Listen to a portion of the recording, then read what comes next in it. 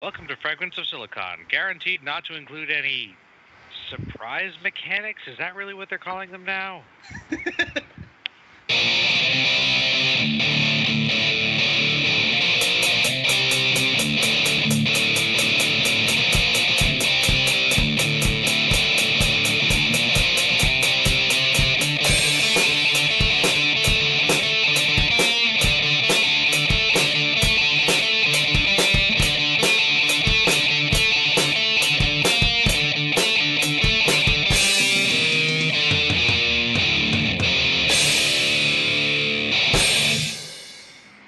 Well, for the record, that's what EA's suits are calling the loot boxes in front of an official UK panel.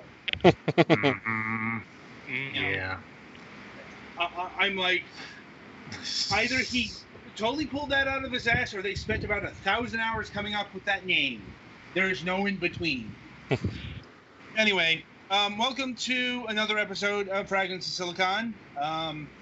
Back to regular episodes after E3. I know it's been a bit spotty, but we've been dealing with some, schedule adjustments. More on that in just a bit. Yeah. Indeed, the regular crew is here. I'm like, anyway, let's get to the news. Petty, you're up. Oh boy, do I have some good stuff to talk about. So yeah, for those of you who haven't heard, next Tuesday I'm going back in for another knee surgery. And I'm being told I can't put any weight on my right leg for 12 weeks. So, yeah, it is. So yeah, we've been getting... Are they going to get you a crutch, or are you going to have to, lie down the whole time? No, I have crutches. It's just trying to get upstairs with crutches is extremely difficult. And Friday I have my Medicaid hearing, which I've not been looking forward to. Just a lot of stress. Yeah, I can imagine. Can you make an argument for being too disabled for your Medicaid hearing?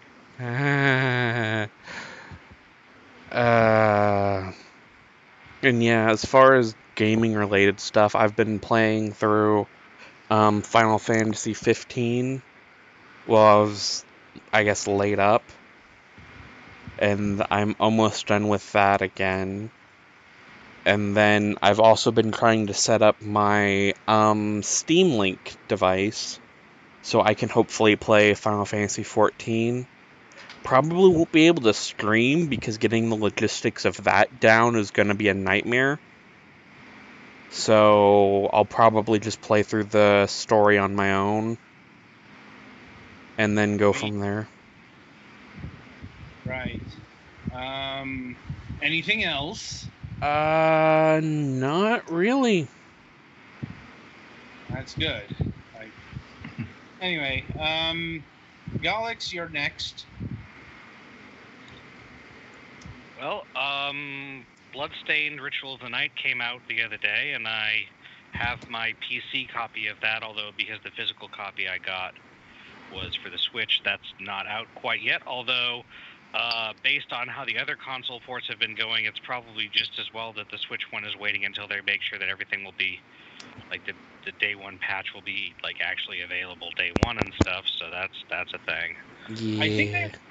I think I read there's something about the Switch version in the current patch notes, so you might want to check that. Yeah. I think it was you need to upgrade to 1.0.2 or whatever immediately. Right. Because what it was is that the day one patch closes some chests you might have opened and opens some chests you might have closed, or that you might not have opened, and some of the chests that it opens that you might not have opened can be ones that have items that are necessary to progress the game.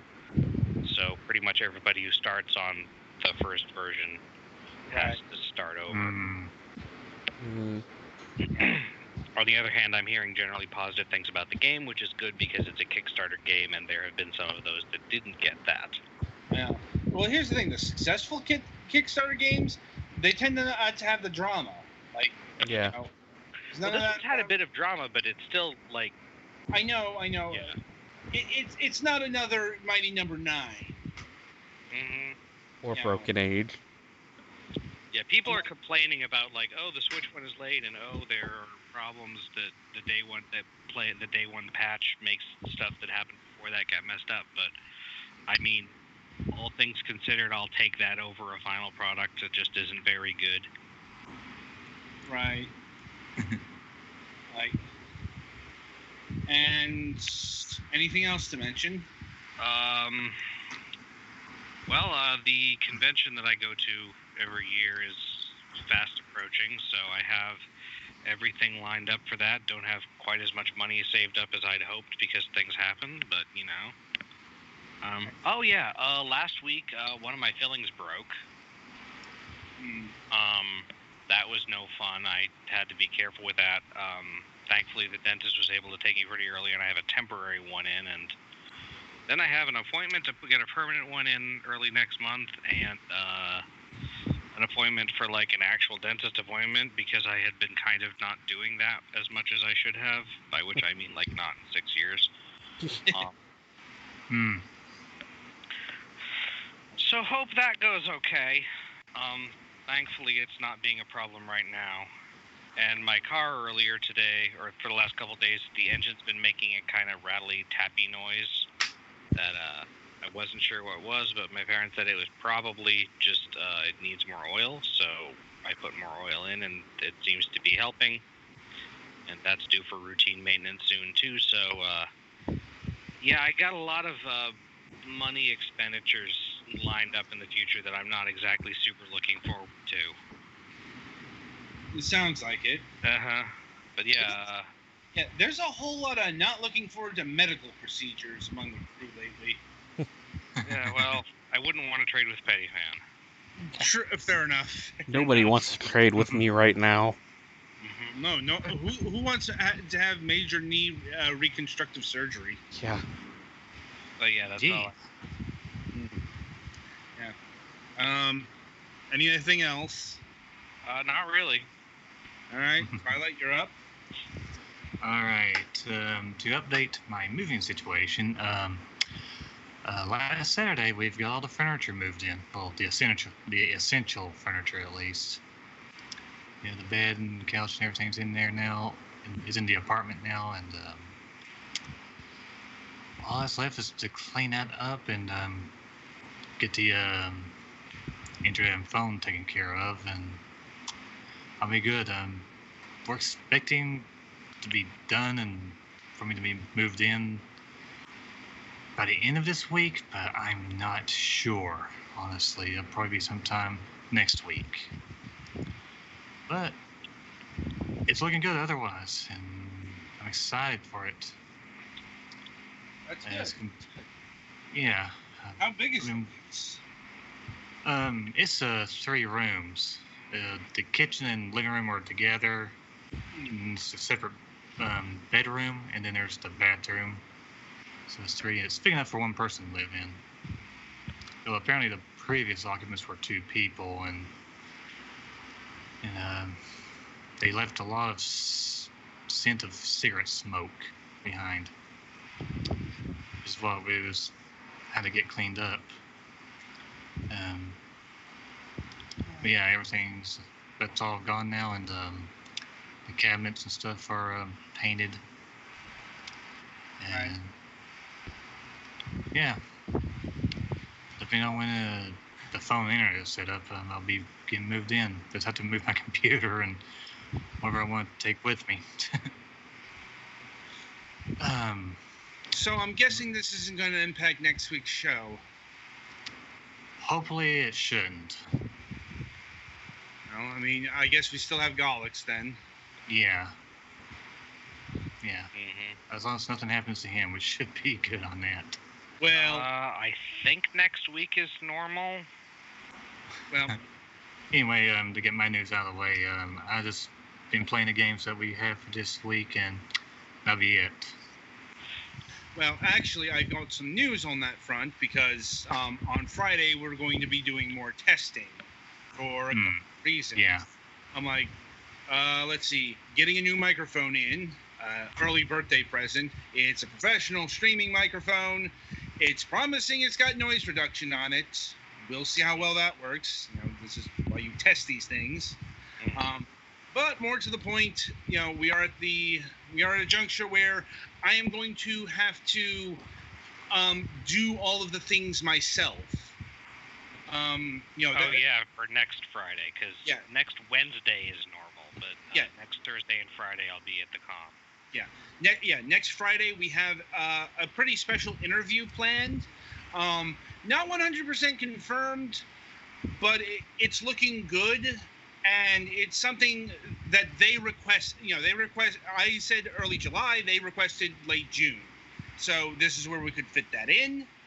But it's like, as you can tell from the news here, everyone's going to be a bit preoccupied next Friday. So I'm going to have to pull all the switches myself and, make sure all the music's timed correctly. And, it's going to be the first one-man show on this show that we've ever had in terms of, like the regular programming and not, say, just random streaming or whatnot.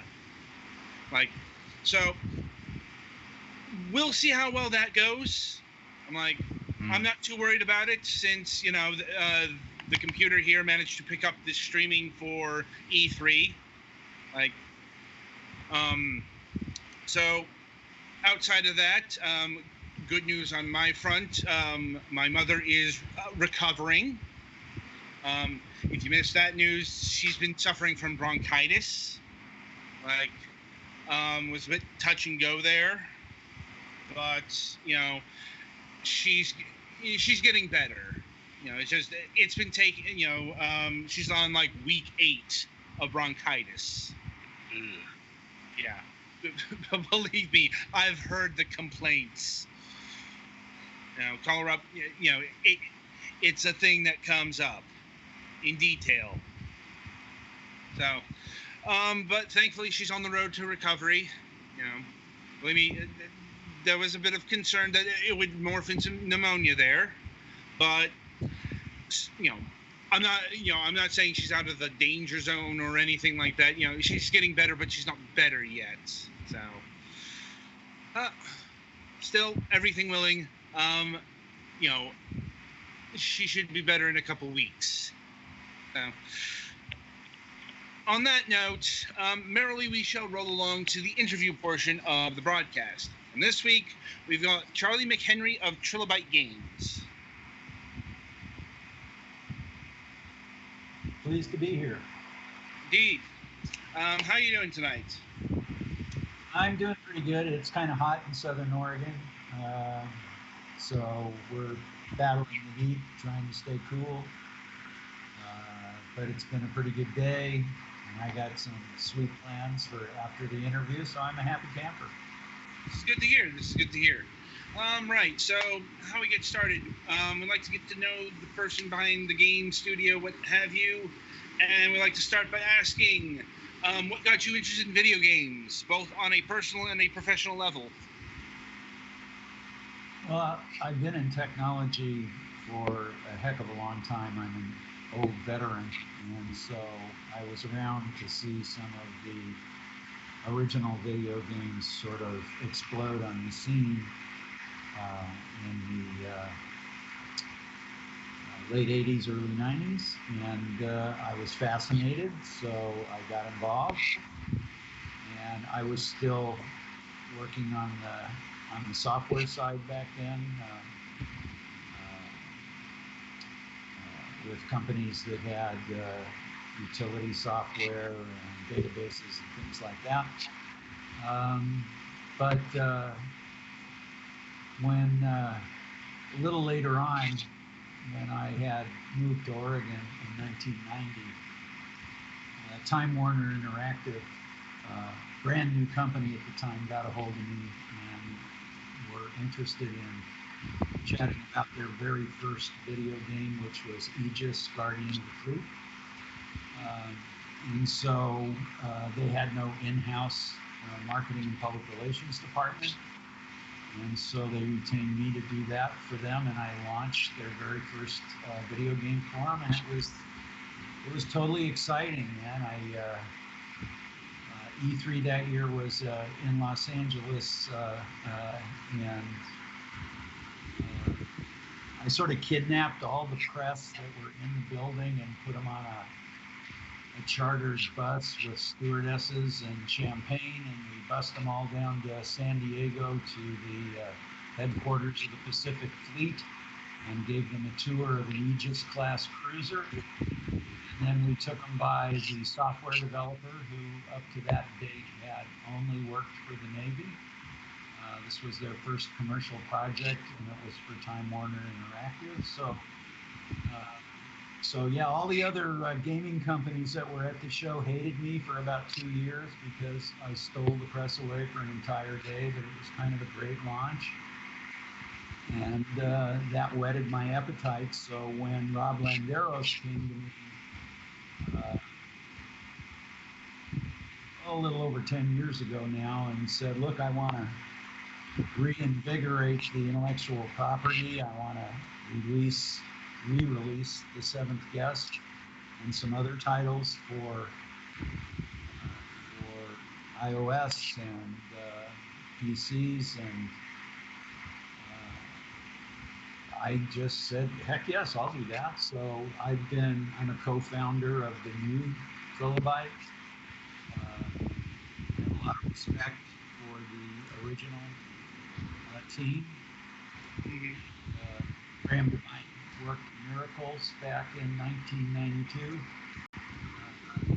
Everybody says The Seventh Guest kind of looks like the 90s. Well, people forget that, first of all, he had to write the graphics engine.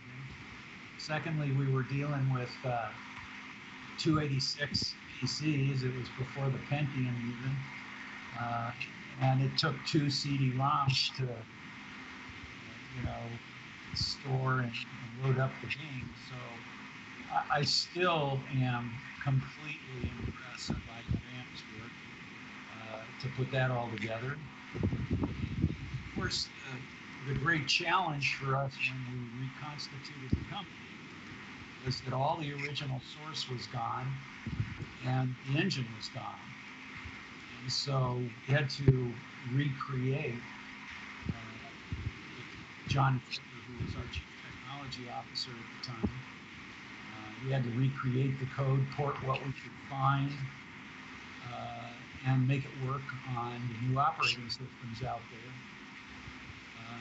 And so that's what we did. We had visions at that time of revitalizing the software studio. And so we created Infections, Guest Infection, which was a standalone version of the microscope puzzle for iOS. And that's still on the App Store. And after doing that, our chief technology officer got lured away to a much higher paying job, and we found it difficult to follow up with more brand new applications. So we went to Kickstarter and asked our fans if they wanted us to fund The Seventh Guest 3, The Collector. And we set, candidly, too high a bar. I think it was 2.5 million we wanted. This was in 2013. And we raised about 1.5, but we never made our goal. So at that point in time, I think everybody knows this story.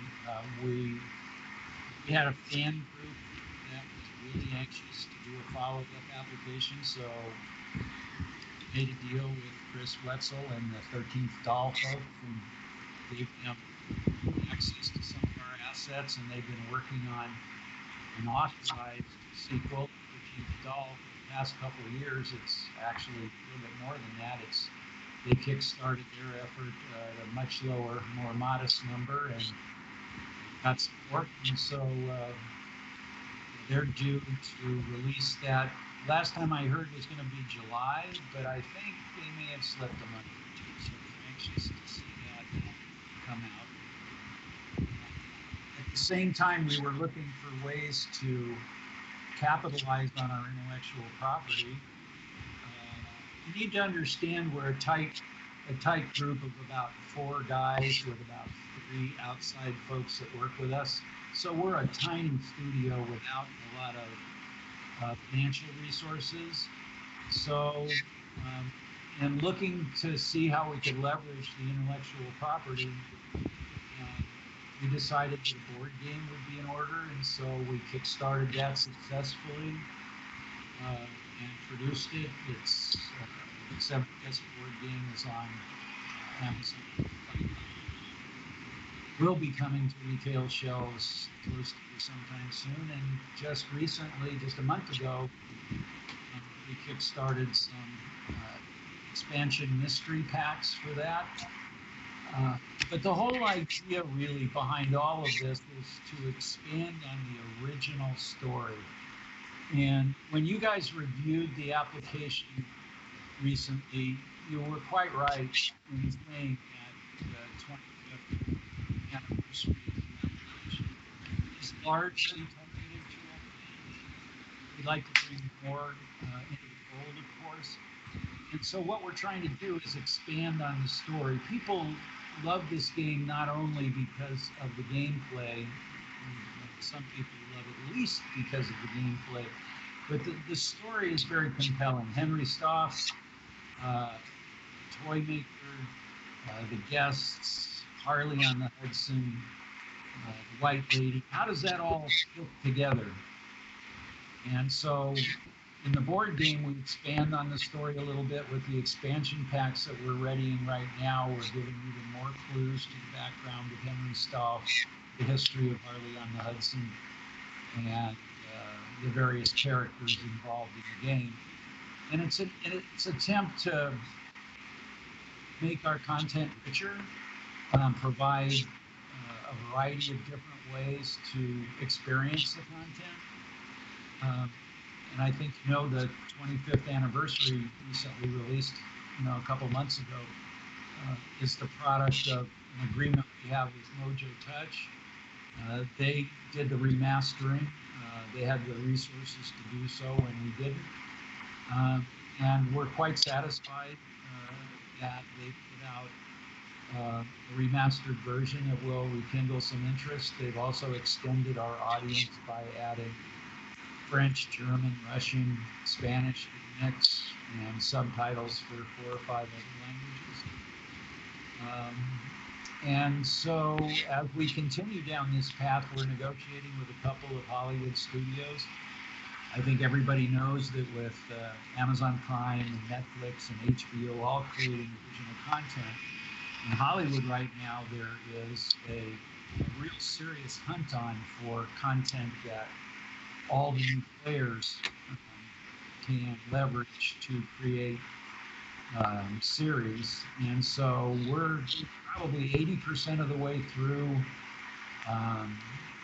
talks with a major Hollywood studio to develop a series based on the 7th Guest content. So that would be the best of all possible worlds. Then we would have the video game, various ancillary products, the Book of Secrets, the remastered version. We would have the board game with the expansion packs, and then an on-screen television series to round that out. And we'd be, totally happy campers. So we'll see if that happens. Now, there's a lot to unpack there. It's like, let's see, where to start? Let's see. Well, I suppose we should, with the game itself. How did you first come into contact with Mojo Touch? Mojo Touch reached out to us, and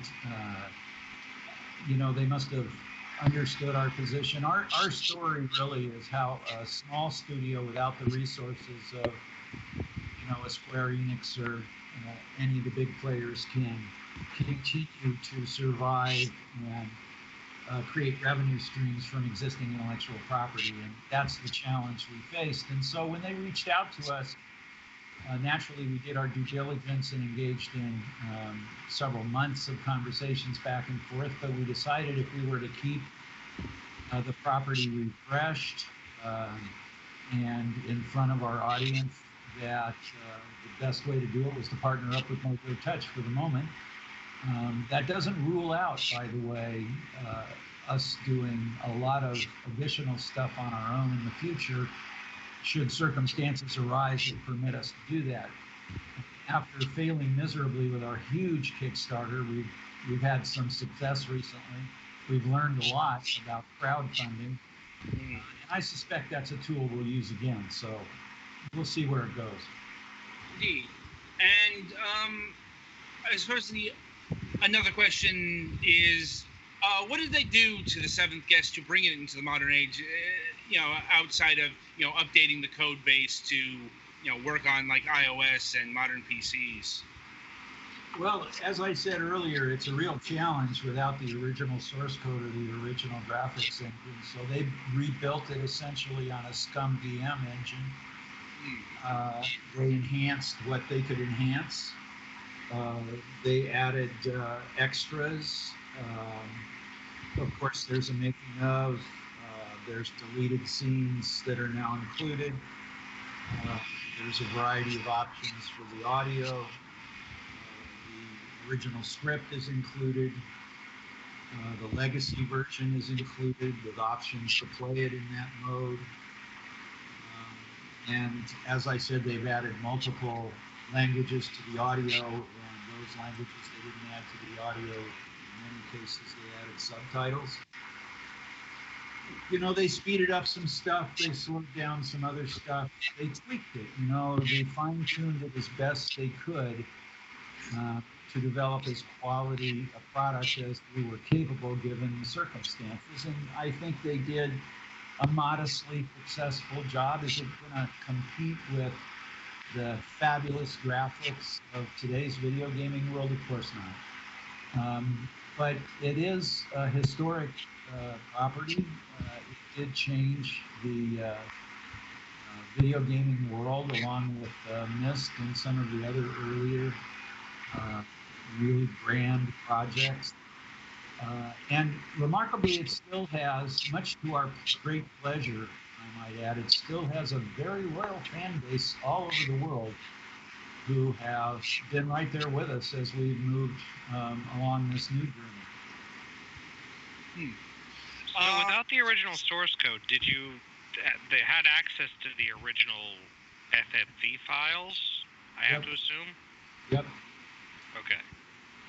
So we took the bits and pieces that we could and stitched them all back together in as seamless a way as we could accomplish.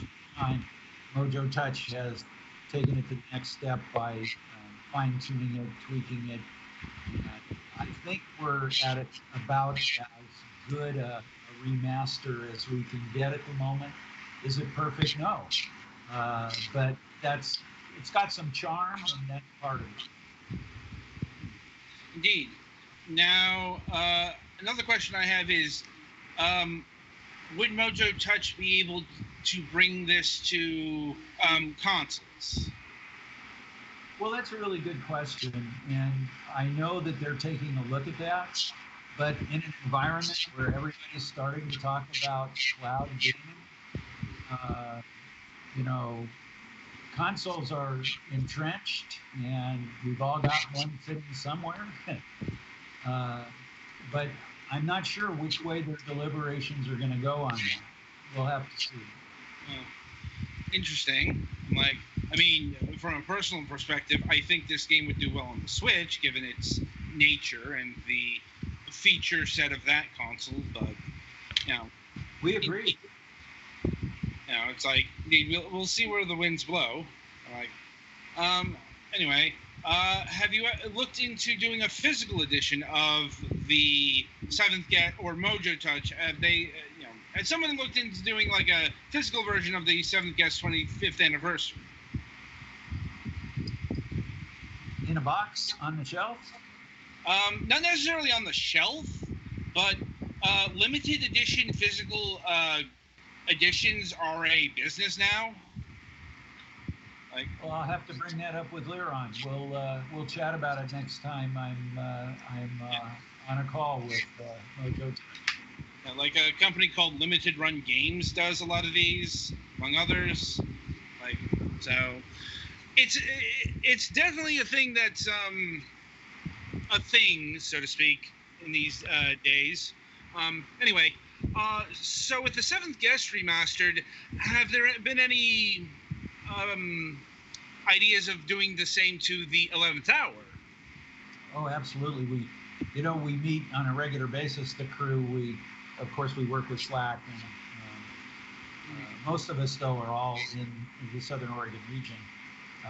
And so we get together on a regular basis to do a face-to-face, and that topic comes up absolutely every single time we meet. Also, Rob produced an interactive movie with choose your own endings called Tender Loving Care. Mm-hmm. It starred John Hurt and the late John Hurt, and we're looking at doing something with that. It was way ahead of its time. It was an interactive movie that the viewer could choose the pathway plot evolved into. And we have a version of that on the Apple App Store. It was like the 7th Guest. It was targeted to adults, but it was even a little more adult than the 7th Guest. There were some nipples involved, so we had to cover all that up to the Apple App Store. But we are looking into doing something with TLC as well as the 11th Hour. But the 11th Hour is a real priority for us. It makes sense. I suppose in regards to the 11th Hour, is there anything that would preclude it getting a remaster? Like, I mean, is the source code available for the 11th Hour? Is it more complex than the 7th Guest? That kind of thing? I think that the source code for virtually everything we did back then is unavailable in one form or another. And I'm the co-founder who does the marketing and a little bit of product management, but I'm not the super technical dude. So when it comes to giving you a definitive answer on that, I don't have all the details. But I can tell you that we wouldn't be looking at it as seriously as we are if there were monumental obstacles we could surmount. Fair enough, I suppose. And have there been any ideas about the likes of Clandestiny? Like, like the third game that nobody talks about from Trilobyte back in the day? When we put the company back together a little over 10 years ago now, we negotiated with Graham about the intellectual property, and he ceded us all the 7th Guest, 11th Hour, TLC-related stuff, and we ceded Clandestiny to him.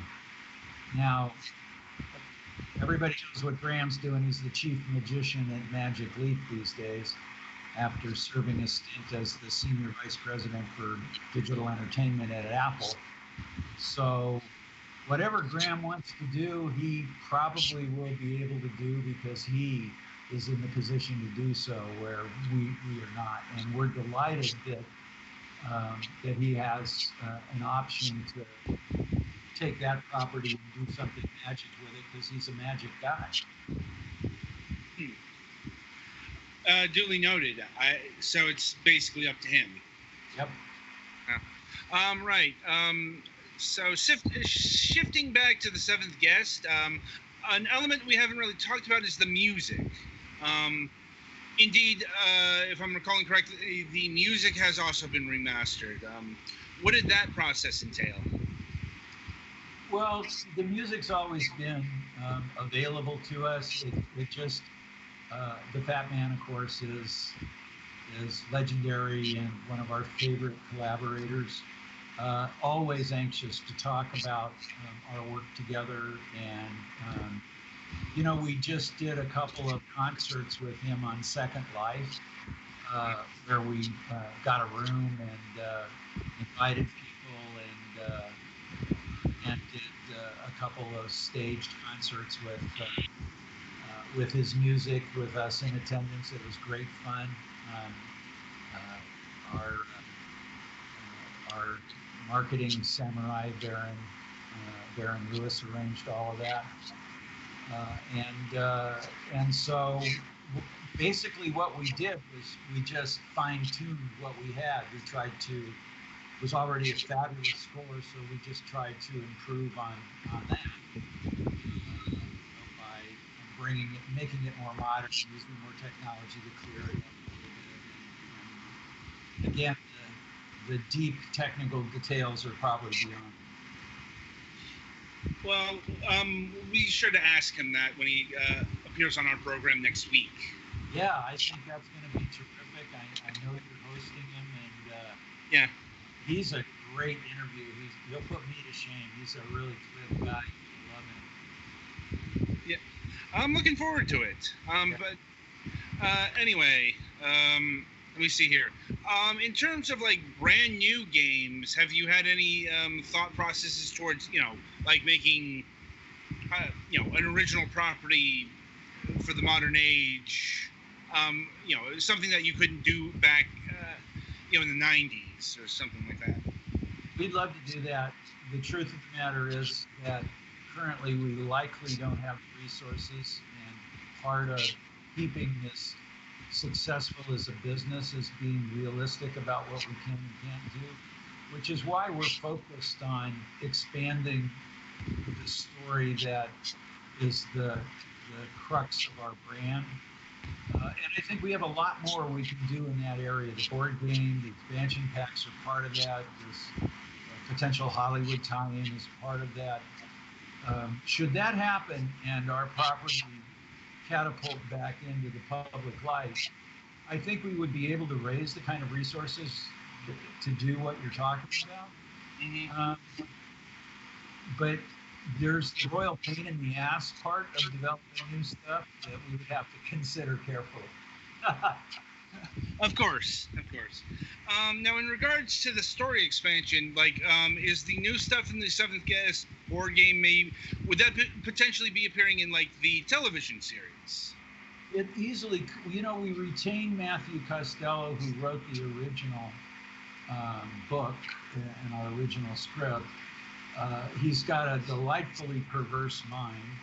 I mean, look at the characters he came up with and the story he wove. And we've retained him to create story behind our new expansion pack cards for the board game.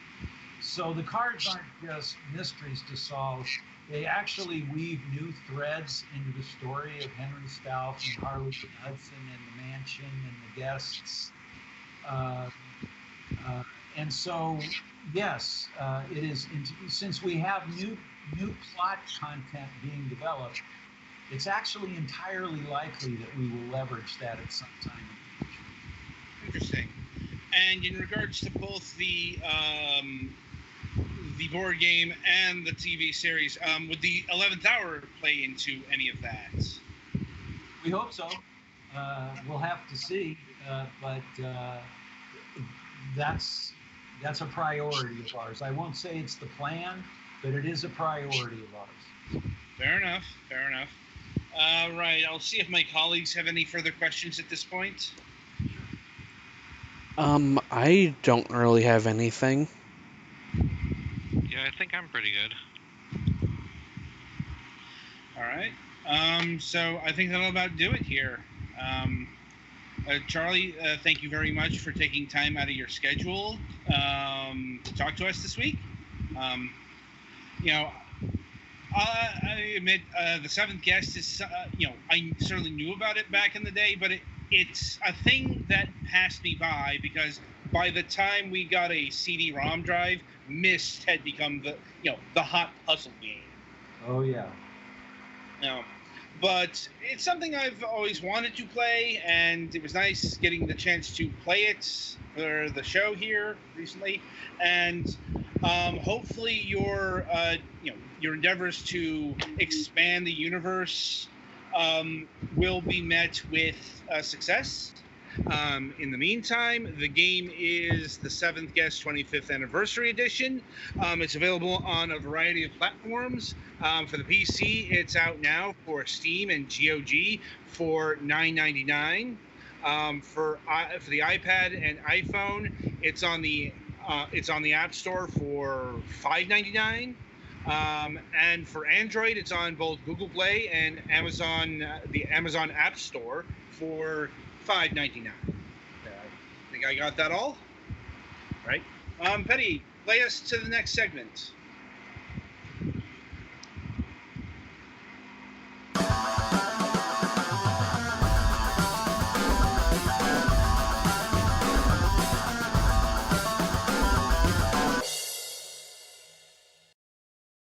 All right, welcome to the topic of discussion.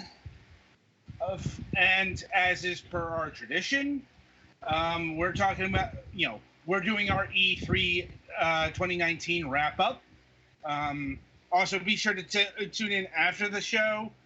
Kevin will have his thoughts.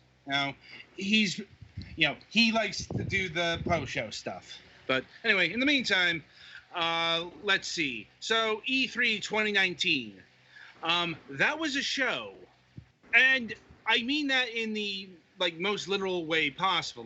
That seems to be the consensus around E3 2019. It's that is a show that existed, because it was pretty apparent that we are at the end of a console generation.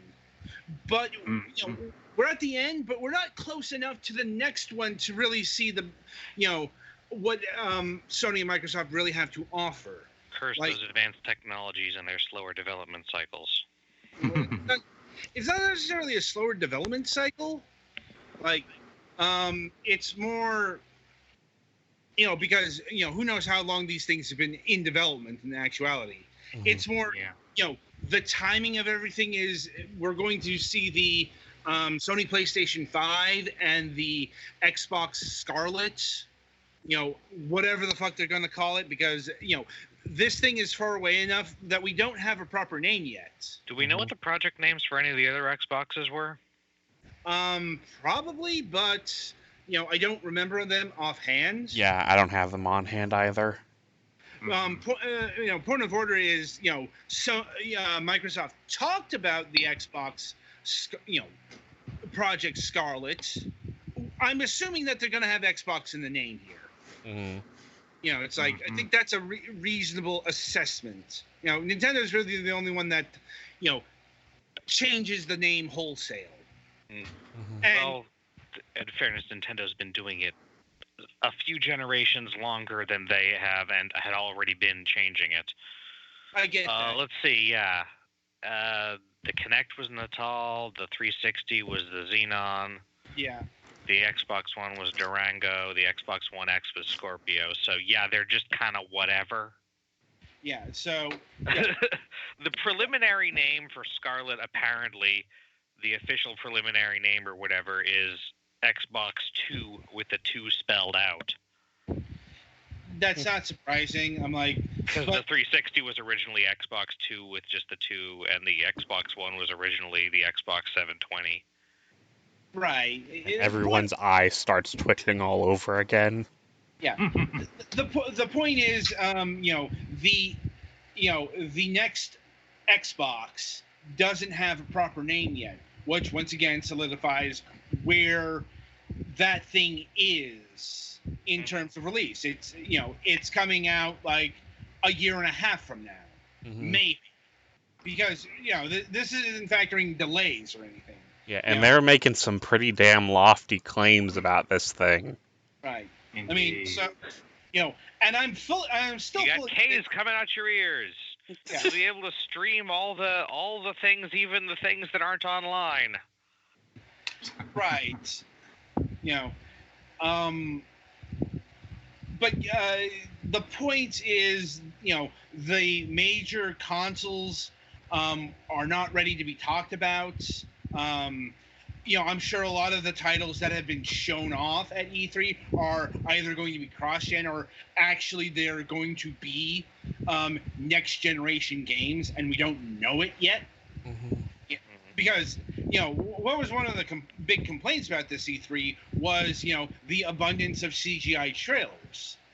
And we got an abundance of CGI trailers because, well, a shitload of these games are not ready to be shown off in terms of their gameplay. And that's another thing. It's not confirmed, but the scuttlebutt is one of the reasons why we're not seeing as many gameplay trailers these days is because, the downgrade. The shit, shit that they're showing off at E3 isn't representative of, the actual game. And granted, the CGI trailers that show up, they're that too. But since they're CGI trailers, they're meant to be more of an abstract concept than, a game, a Watch Dogs gameplay session that looks, pretty amazing, but had to get downgraded because, that level of technology was not feasible in the amount of time, or whatever fucking excuse they used. Mm-hmm. I mean, and this is where why Nintendo won E3. Mm-hmm. Square was close, but then E3 was like, nah. Also out of the console makers. Yeah. Yeah. Well, the thing that people kind of forgot is Nintendo's already in their 9th generation. Mm-hmm. I don't care what anyone says. The Nintendo Switch is the first 9th generation console. I'm like, because that is the console hybrid thing that succeeded the Wii U. And, no, that doesn't get stuffed in the 8th generation because this is Nintendo's next generation system. Yeah. Yeah, anybody who says that is pretty much arguing that Nintendo, the Wii U, didn't count as a proper 8th generation thing, which at that point you're debating about okay, so what do you mean by generation? Mm-hmm. Yeah. Are you talking about the main consoles in the order that they make them? Because I think that's what it usually is supposed to mean, and in that case, it's pretty self-explanatory. Yeah, the Wii U happened. I still have one sitting on top of my TV. Mm-hmm. Petty fan, I don't think you changed the lettering on the corner there. It still says pre-show time. Damn it! Well, too late for adjustments. Anyway, getting back to the overall discussion, Nintendo dominated E3 because they're 2 years into their current console. They got shit to show. Because of course they do. And I'm pleased to report that their 2018 season is a thing of the past because, they've run out of ports.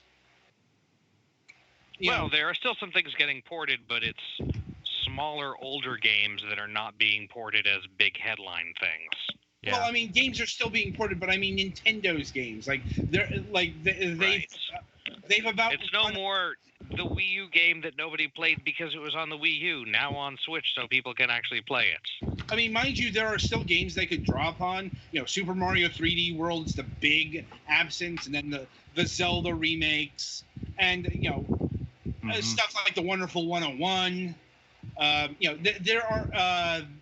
There are still things on the Nintendo Switch that are not that it could benefit from.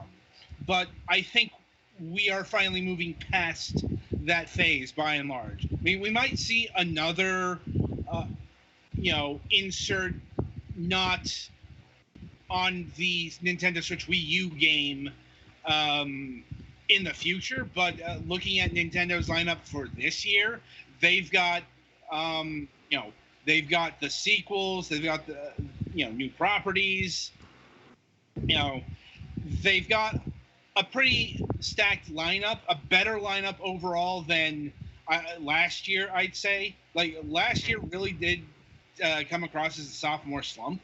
But, I mean, we've got things like Super Mario Maker 2, Luigi's Mansion 3, Astral Chain, Marvel Ultimate Alliance 3. And by the way, it doesn't really matter where a franchise come from. If Nintendo's still publishing it and funding it, it counts. Okay. Mm-hmm. They've got proper Pokemon games coming, and they've got that Link's Awakening remake.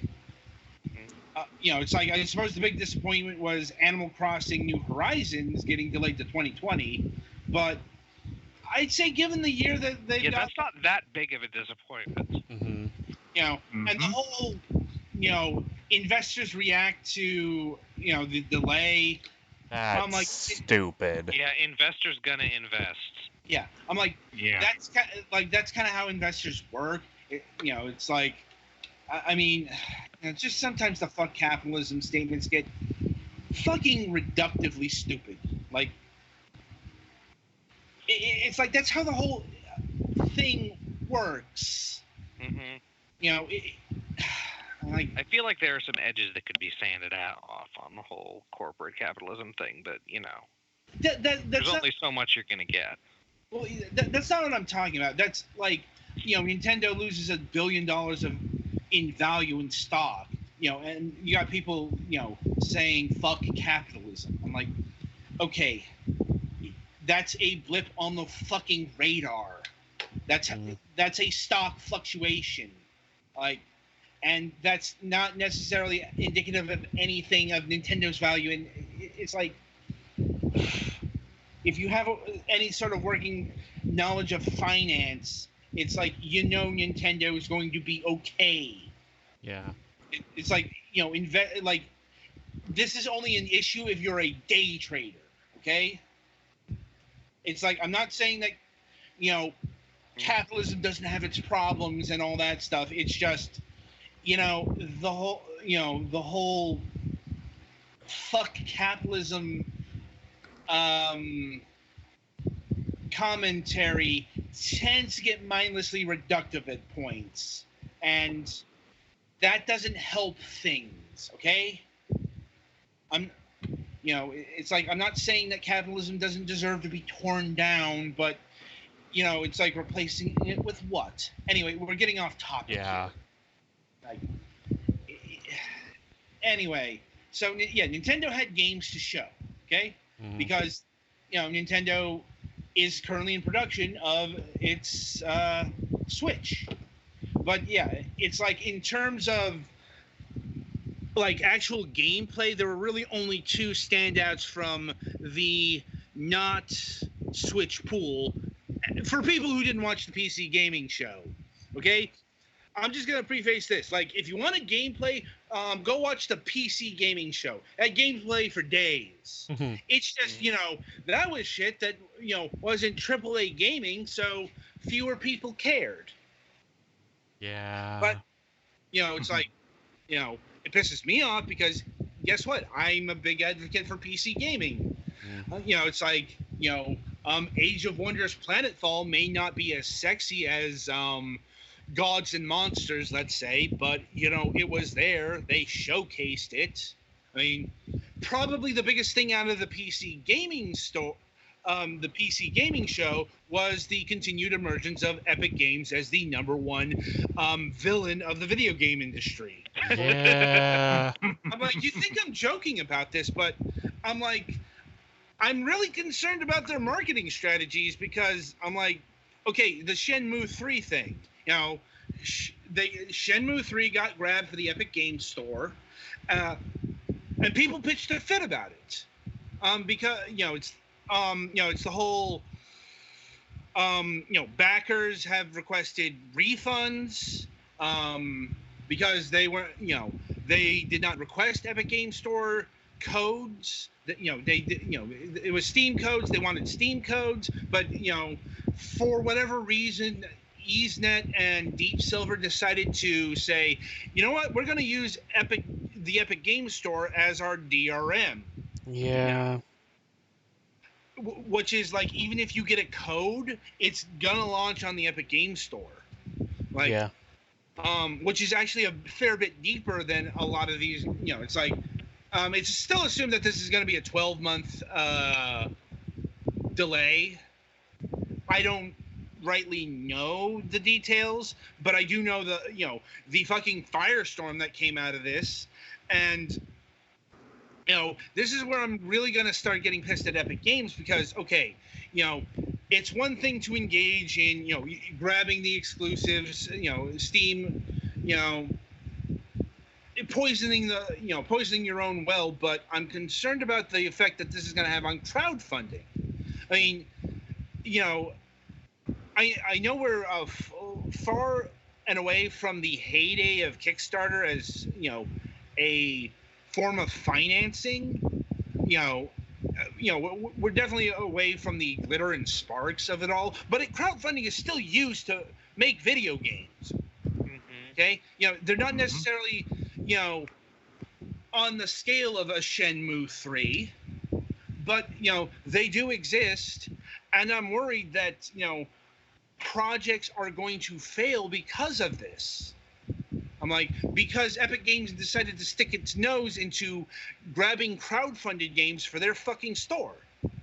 I'm like, and a lot of crowdfunded games, because this is just the way budgeting works, end up like near the end of production, they could use a little extra money, so they're very vulnerable to Epic saying, "Hey, we could give you some extra money if you, give it to us first / only."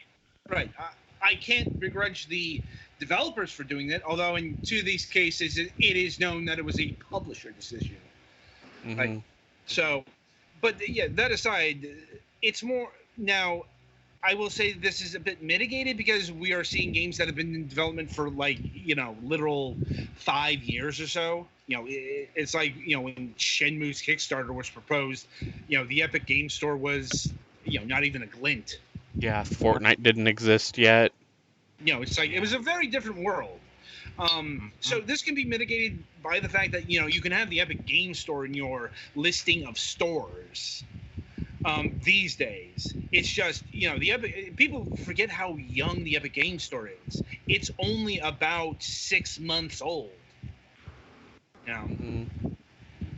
So yeah, of course. But still, that's 6 months of paying for exclusives instead of installing a fucking shopping cart in your user interface. I still don't know how that happened. Yeah.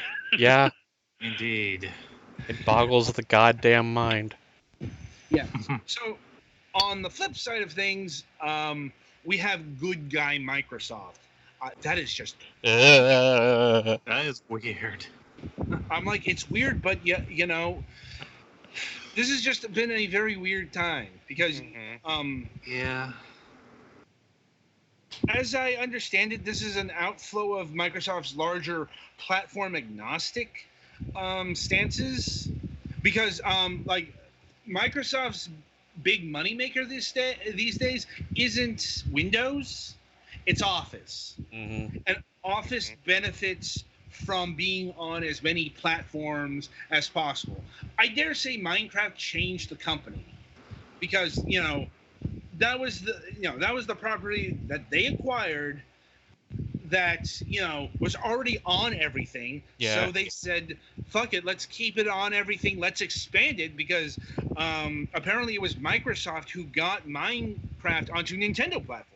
Yeah, if they would have canceled everything that's not Xbox, there would have been riots in the street. Right. Once again, keep that in mind, Epic Games.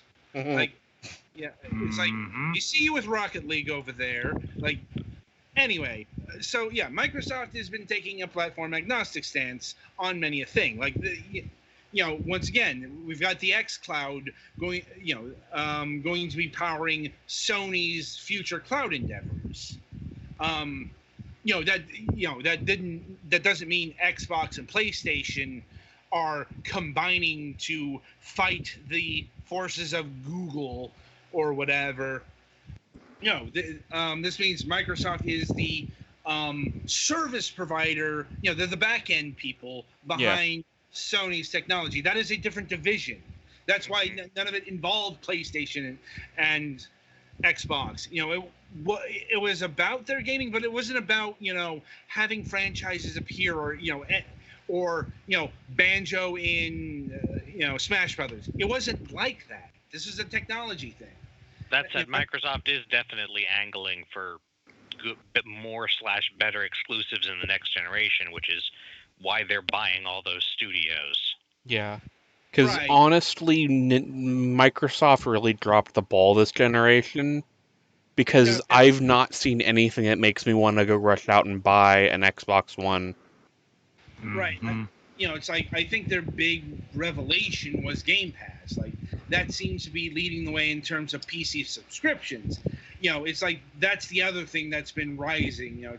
It's like, gaming subscriptions are finally coming into their own. Guess what? They're not a new idea. There was this thing called GameTap that existed in mid-2000s. Like, great service. I feel ahead of its time. old. Yeah. I'm like, Yeah.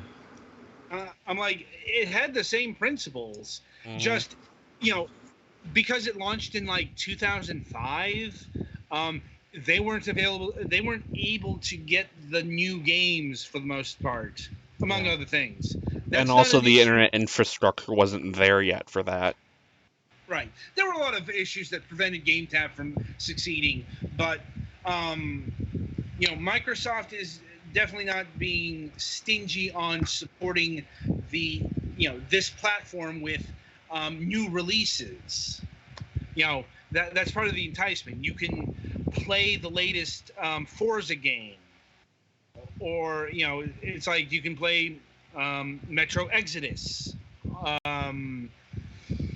or it's like some of the latest third-party games or whatever. It's different, and it's also different from Sony, because Sony's got the PlayStation Now, but you still have to I think you still have to buy like Spider-Man full price. It's like Sony's big first-party exclusives. They're not going to undercut those. Yeah. Microsoft, Microsoft's games in general lean more towards multiplayer, like giving away Sea of Thieves isn't as big of an issue as giving away God of War. And people have been swearing by Game Pass. I'm still not interested because my Steam library rivals any and all services. I'm not even joking about that. Yeah. We get a lot of games, folks. Yeah, like I said, I'm about 2,000 here, so.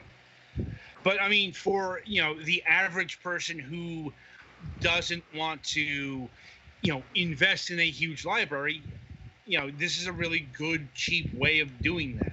Especially with Ultimate, if you got little Billy his first Xbox One, you can get him that for a few months. Well, you can see about getting some actual games for him. Yeah, mind you, this stuff is subject to the same whims that that dictate things like Netflix, in terms of games might not stick around as long as even in their sellable forms. And there's still a limited, there's only about 300 games on Game Pass or something like that. It's a fair library, but it's not that large. I'm sure it'll get there, but once again, it's a bit early to say how large the pool gets. But also worth noting, Microsoft has invested into future-proof backwards compatibility to the extent that they are willing to, as they had their last backwards compatibility update. 100 games. Don't have the list here with me, so I couldn't rattle them off. I mean, it was notable for what was there, notable for what wasn't there. 2 humans showed up. That was a surprise. Yeah. What the hell? Well, it's also available for free because legally that game cannot be sold. Yeah. But I'm like, that's a game I didn't think that would get digitally preserved. So I'm really glad that that's there. And if you want to play that, you can just go and play that. It's not a good game, but it's like game preservation isn't just about fucking saving the good games. Yep. Also worth noting, Microsoft has picked up the publishing rights to Psychonauts 2. And the good news, and they're not making it Microsoft Store exclusive. No, and in fact, the PlayStation 4 version is still coming out. They are honoring the commitments. Do you see what I'm saying about good guy Microsoft and the evil Epic Games? Like, this shouldn't be a thing, but it is. It's like Microsoft is keeping things on platforms. I mean, for fuck's sakes, they are going to be the publisher. The Xbox Game Studios is going to be listed as the publisher for the PlayStation 4 version of Psychonauts 2. God, that's fucking surreal. Yeah. Mind you, yes, other Microsoft games are on, the PlayStation and Nintendo, but it's kind of like, Minecraft, generally published by Mojang, not Microsoft Studios. There is the exception of, like, the Wii U version in Japan, but, it's like, or Hellblade for the Nintendo Switch. That was published by Ninja Theory. Yeah. Those ones you usually will see Microsoft in the credits, but how many people look at the credits in this day and age? The point is, like, you've got, and you've also got things like the Outer, not so much the Outer Worlds, but I'm trying to think of another, Wasteland 3. That's coming to the PlayStation 4. That's being published by Deep Silver. That is a game that that was in development before Microsoft purchased them.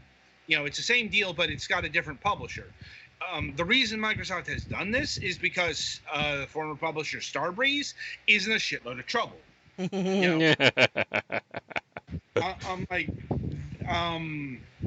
Perhaps they are a subject for a topic of discussion in the future. Maybe next week. I don't know. But they're not doing too hot. And they've had to sell off all of the games that they were going to publish, including Psychonauts 2. In fact, there was a great deal of concern because while System Shock 3 and 10 Crowns got sold off to their original developers, not a word was being said about Psychonauts 2, and we finally know the reason. Anyway, for more thoughts on, like, the individual conferences and whatnot, we have our full suite of reaction videos available in our archives, both on Twitch and YouTube. So if you want to gauge what we thought in the moment, those are available, like everyone else does these days. But it's like, overall, I don't think E3 was as bad a show as some people were making it out to be. The lack of Sony was felt in terms of quantity, and Microsoft sure took up an awful lot of time for not having much concrete to announce. Yeah, but the individual game studios, barring some that shall remain nameless, had some interesting stuff to show, and Nintendo had good announcements. So And Square Enix had a whole bunch of JRPGs that I care about. I cared about, it's like I cared about Romancing Saga 3 more than I cared about their fucking Avengers game. I still have questions for the Final Fantasy 14 team about that trailer. I don't doubt that. But anyway, so that's our E3 wrap-up. And indeed, that is the end of our show. Apologies for the wind tunnel. That was our guest. Not I've been me. having a little bit from you since he left, but yeah.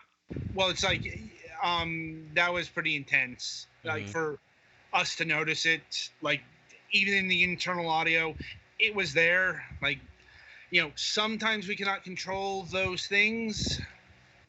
Like hopefully it wasn't too much of an impact. Yeah, I could still hear you guys fine as long as I can hear it. It's serviceable.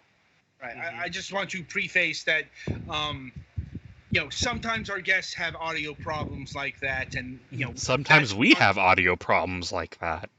But when it's our guests, that's beyond our Yeah. that's sometimes beyond our control. Like, anyway, so coming up on the week ahead, let's see. Friday we're doing some equipment and sound testing and all that stuff to make sure I'm prepared for next week. But Sunday we'll be returning to the usual grind. So yeah, we'll be having on the Sunday reviews, we'll be having Trilobyte all ages version, Jetball Arena, and a special preview impressions video of Emberlight. I know we don't we don't normally do this, but the developer is going to be on our program in a few weeks, and I did promise we would do a video of their game after E3. So here we are on that. Anyway, until next time, I wish you good gaming.